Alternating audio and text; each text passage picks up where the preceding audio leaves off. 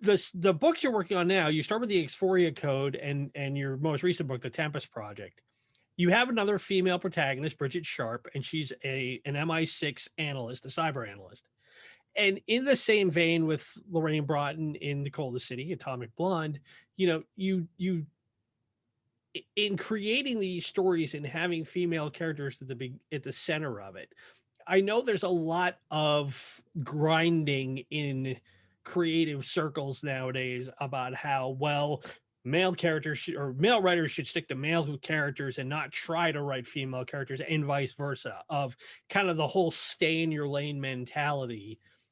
And obviously you don't subscribe to this, I never have. otherwise. I have always written female protagonists throughout my Right. career. Yeah. But and as a writer who does that, what do you think is the essential thing for writers when they're coming up with characters, be they male or female, to make it so they don't care about the name on the author strip on the top of the book. They care about the character that they've created because you've made it somebody that they can be interested in.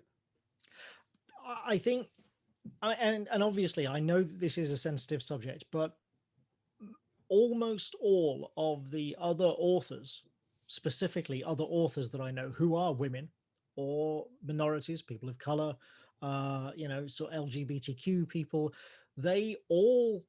none of them care whether a guy like me, who is, just like a middle-aged white guy, whatever, none of them care if I write those characters. What they care about is how I write those characters. Mm. And that is the key, I think, to do it well, accurately, sympathetically, and in a way that isn't demeaning. Sure. And also, in the case certainly of writers from particularly unrepresented minorities, to do it in a way that I'm not denying that position to a writer from that community. That's the big thing to me. Mm. And I have, and I'm not going to go into detail, but I have done that at times in my career. I have turned down offered work because I thought that it should go to somebody else who represented the community to which the thing I was being asked to write belonged. Hasn't always happened, but there's only so much I can do, obviously, but Right. I do what I can. But that's the approach I try to take, is I think, am I denying a position to somebody else in this case? And if not, okay, well then can I write this character sympathetically and truthfully? And can I do the research and sort of find the sensitivity readers and what have you to enable me to do that? And I can, like I have been able to do that, and I will continue to do that as I write these characters. In the case of Brigitte, there are actually more women writing crime and thrillers than there are men. I'm a member of the Crime Writers Association here in the UK, and crime and thrillers obviously are the world's best-selling genre right now, and there are more women doing it than there are men.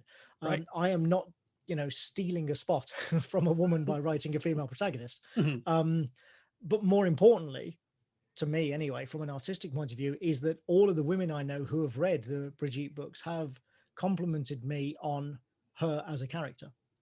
And that is actually very important to me. That I take sort of great pride in. And I don't think I'm sort of special and unique in that. It's just that, I listen and I observe and I research. And again, I'm sympathetic and I try to be truthful about the sort of person that this particular character is. But also, there aren't that many women in spy fiction characters. I mean, there just aren't. Right. It's a really underrepresented type of character. Same with The Coldest City. I mean, part of the reason that Lorraine is because I thought, because she was originally going to be a man. That character was originally going to be male. And then I was planning the book, and it was all right, but I was like, yeah. Like I said before, that trying to reach that bar of like, what makes this something I haven't seen before. And then I thought, oh, what if she was a woman alone in a man's world? Haven't seen that before in the context of Cold War spy fiction. No. Okay, then let's do that. And that's how, that was the spark. That was enough then for me to start writing The Coldest City. And similar sort of thing with Brigitte in the Exploria Code and Tempest projects is I was like, has there been a female cyber analyst in spy fiction? I don't think there has. That would be quite interesting. And there are other aspects of the book and the technology in it and the character of Brigitte that particularly appeal to me, and that I deliberately kind of not designed, but that I gravitated towards to ensure that I would enjoy writing her for hopefully many books to come. And anybody who knows me can probably see what those aspects of her character are. I think it's no secret. But mainly it was, I've never seen the closest thing to Brigitte that existed before would be Lisbeth Salander. Yes. From the Dragon Tattoo books, but of course she's not a spy. She's not a government employee working as a spy. It's very different. So yeah, it was that's specifically why Brigitte is a woman, but also I frankly enjoy writing female lead characters. I've done it my whole career. I have been complimented on them from time to time by women, so I like to think I'm doing a pretty good job of it. And the fact is that female lead characters are still underrepresented, certainly in thrillers, in a lot of fiction other than romances. Obviously, you take romance aside and they're still underrepresented in almost all forms of fiction, almost all genres. So, I'll keep plugging away. Yeah. And, as you explain it, I kept thinking back to this anecdote I heard applied to Martin Scorsese in the mid 70s. He had just gotten done making Mean Streets and really kind of got his footprint settled. And he transitioned from that to doing the movie Alice Doesn't Live Here Anymore, which I haven't seen that. Is the antithesis to Mean Streets. It's a female focused, really, it's a landmark feminist film of the 70s. And Ellen Burstyn plays Alice. And when they came to her and said, here's the person we want to direct it, she saw Mean Streets and went to Martin Scorsese and went, I don't think you understand women at all by looking at this movie. And Scorsese, to his credit, said, I don't think so either, but I want to learn. And they worked together and made that movie what it is. Wow. And I think that's the important thing of, whoever you are and whatever your creative outlet is and whatever you're channeling it into, whatever characters you're creating out of it, it seems like as long as you can go into it with the understanding of, yes, this person isn't me and I don't represent this person as a creator, but it gives you a chance to explore those avenues and create somebody that, like you said, can be relatable, can be sympathetic, and can be human. I think that's what we're all looking for. Whoever's the one that's turning the stories out, as long as I can look at the end and go, this is a human story that relates to me on some level, or I can get a better insight into this world that I'm interested in through these characters. I think that at the end of the day, that's what we're all looking for. I mean, am I wrong here?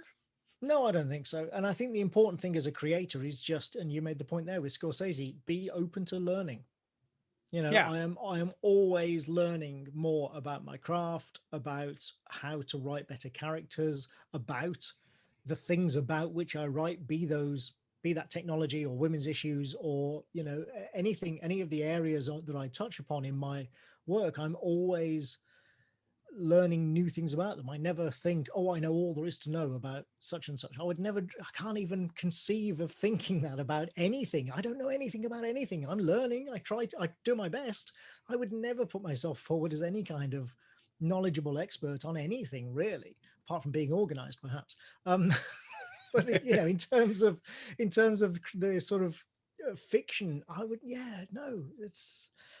I know some writers who are a bit like that, and I just, I mean, not personally, but I mean, I know of writers who are like that, and I have that attitude, and it baffles me. It absolutely baffles me. We have to be open to learning new things and understanding new experiences. Think of how different the world is now to how it was just 10 years ago. Mm-hmm. Or even different. 5. Right. But I mean, 10 years especially, that's like, the last 10 years especially feels like an absolute eon, you can't possibly hope to make affecting creative work if you don't understand that the world is changing and you must be aware of it and sympathetic to it. You can't know everything. You can't be on top of everything, of course, but that's part of it. You know, being able to say, I don't know everything. There are lots of things I don't know, but I am willing to learn. You know, that's, as a creator, I think that's all we really can do. Hey guys, Devin here. Thanks for watching. Be sure to leave a like, subscribe to the channel if you're new, and check out the links below for more great original content. Talk to you soon. Bye.